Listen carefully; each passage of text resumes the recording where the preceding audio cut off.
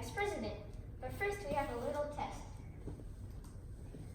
Is Dwayne Johnson and Tom Hanks running for president next year? Yes. Definitely. Yes, is he? Well, no, they're not running. They are running. Good. So, why do I care about the election? Some Americans are not aware of the level of effect the election can have, and they are not familiar with the candidates, their policies, or their ideas and issues. And the presidential election has a large effect on our entire country in many aspects. Many of the president's decisions will affect my life too when I apply for college and join the workforce. So I started to pay attention to the elections. This is what I'm going to be talking about.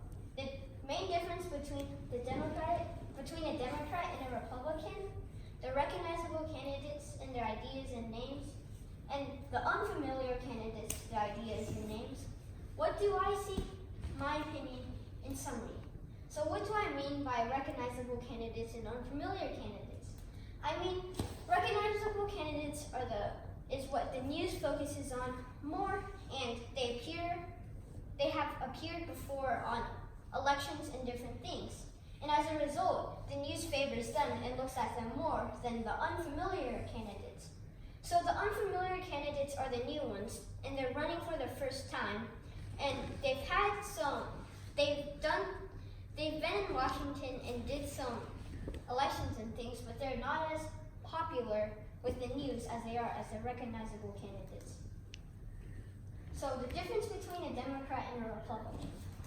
A Democrat believes in gun control, and they're left-leaning, which basically means they believe in social equality, no racism, and no hatred against a certain type of people. They are conservational, and they believe in equal education opportunity. They also believe in high taxes and high pay within the government, and more intervention with the economy. They also believe in less intervention with not money-related affairs. So what is a Republican? They believe in no gun control, and they are right-leaning, which basically means the social hierarchy is natural. So that means there are several classes, and they are rated within how much money and how much power they have. They also believe in social orders. Like the Democrats, they're conservational, but they're liberal, which basically means they believe in non-traditional ideas. They believe in low taxes, low pay within the government, and less government intervention with the U.S. economy. I believe in gun control and equal education opportunity, and I do not believe in high taxes and high pay, but I do believe in less intervention with not money-related affairs. I believe in low taxes, low pay within the government, and less government intervention with the economy. So if you see if those cancel out, they're the same. So here are some recognizable candidates. So you probably know Joseph R. Biden. He was the vice president, and he raised over $20 million on his run this year. He believes in women's rights and believes the middle class is the backbone of the entire country. He wants to increase minimum wage, and he supports the Affordable Care Act. He wants to have a new Biden plan. That is his picture right there, and his slogan is, "Our best days still lie ahead." So which party he is? He's a Democrat. It is outlined by the blue and the red. Red means Republican. All right. So Donald J. Trump, he raised over $97.8 million. He is rerunning, and he wants to build a border wall. He supports more tariffs, and he supports school choice, which I believe in. He directly deals with foreign threats, which I believe in, such as ISIS and Iran, and he wants to enforce immigration laws, which I believe in too. His slogan is "Make America Great Again," and that is his picture right there. Here's some more. Beto O'Rourke, he just ran last year for senator, so he's still pretty fresh within the minds of the news. He raised over $9.4 million, and he believes in more health care within prisons. He supports women equality, and he does not support Trump's immigration policy. He believes in working internationally against the climate change and global warming.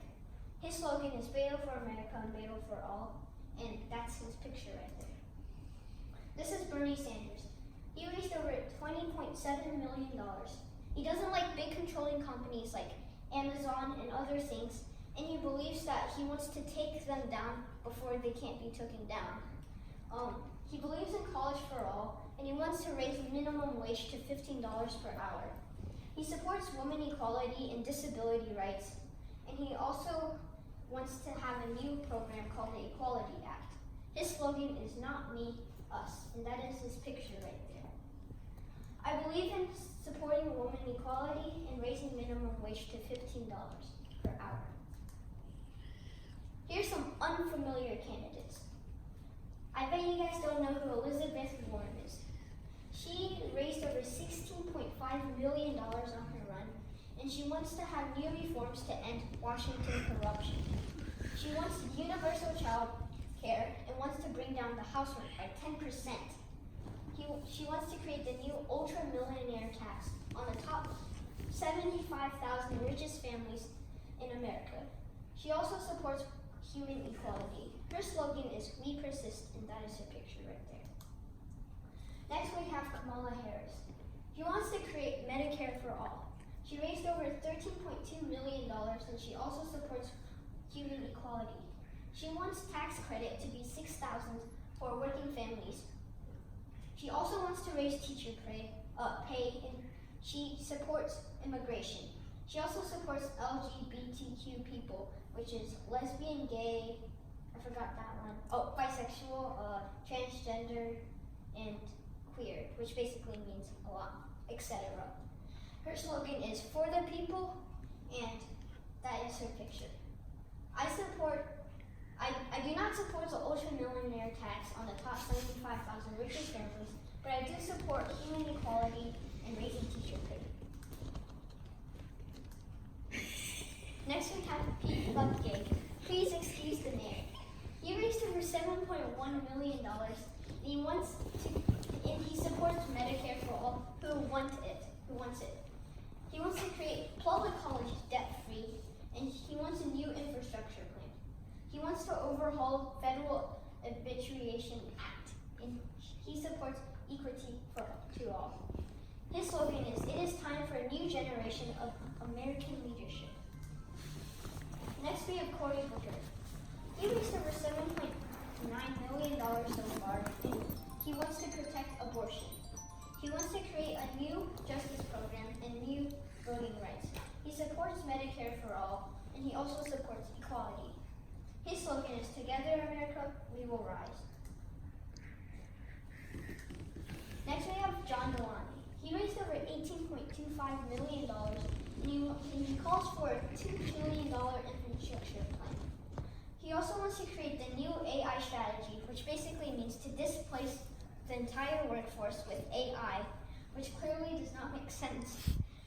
He also wants better care, gun safety, and human equality. His slogan is "Focus on the future," hence the AI. That is his picture right there. Next we have Kirsten Gillibrand. She raised over $12.6 million. She supports women equality and more affordable health care. She also wants to protect and expand social security. She also wants to create sustainable jobs and equality for all. Her slogan is "Brave wins." I definitely do not support the national AI strategy. Do you guys? I think not. Last but not least, we have Andrew Young. He raised over $2.4 million during the election, and he wants to create the new freedom dividend idea, which basically means he gives $1,000 per month for an adult. I'll use him as an example and show you a quick video on the freedom dividend idea. He believes in human-centered capitalism and supports equality. He wants Medicare for all. He has several slogans: humanity first, make America think harder, not left, not right, forward. And this is their video.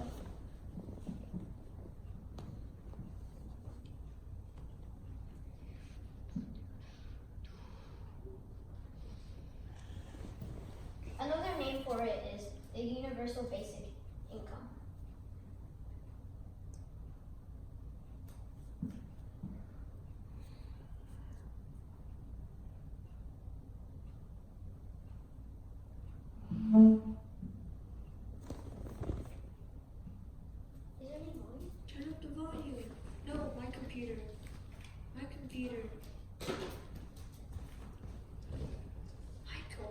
volume. Go back a little bit.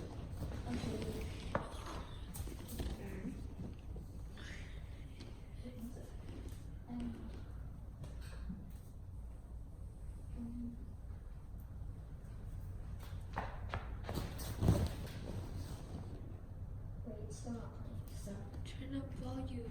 I know it isn't. Like all the way up. It's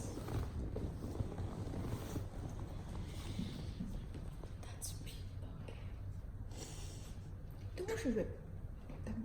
Yeah. But we just. what has been changed? There's Donald Trump and some other people. I didn't see it. I see He all. didn't mention. He didn't mention. He just mentioned. you should just start it. I turned it up to max. 它这个 presentation 是 extremely hard，知道 Come 吗？ on, start. 这种，所以从头开始。Stop。 I think it's like $3.2 trillion a year. How would you do that? Sorry, how would you do that? So it's difficult to do if you have companies like Amazon, trillion-dollar tech companies paying literally zero in taxes while they're closing 30% of our stores. Now, we need to put the American people in position to benefit from all these innovations in other parts of the economy. And if we had a value-added tax even half the European level, it would generate over $800 billion in revenue, which combined with the money in our hands, it would be the trickle-up economy where people, families, and communities up can spend the money and circulate it through our regional economies and neighborhoods, creating millions of jobs, making our families stronger and healthier. We'd save money on things like incarceration, homelessness services, emergency room health care, and just the value gains from having a stronger, healthier, mentally healthier population would increase GDP by $700 billion. This is a move that we have to make, particularly as technology is now automating away millions of American jobs. It's why Donald Trump is our president today. Now we automated away 4 million manufacturing jobs in Michigan, Ohio, and Pennsylvania, and Wisconsin. And we're about to do the same thing to millions of retail jobs, call center jobs, fast food jobs, truck driver jobs, and other jobs. Sorry, if I get you to understand a little bit better. So you're saying $1,000 a month for everyone over 18, but a value-added tax, so you can spend that $1,000 on value-added tax? Well, the value-added tax would end up, you'd still be increasing the buying power of the bottom 94% of Americans. You have to spend a lot of money for a mild value-added tax to get up $12,000 a year per individual. So for the average family with 2 or 3 adults, it'd be $24,000 to $36,000.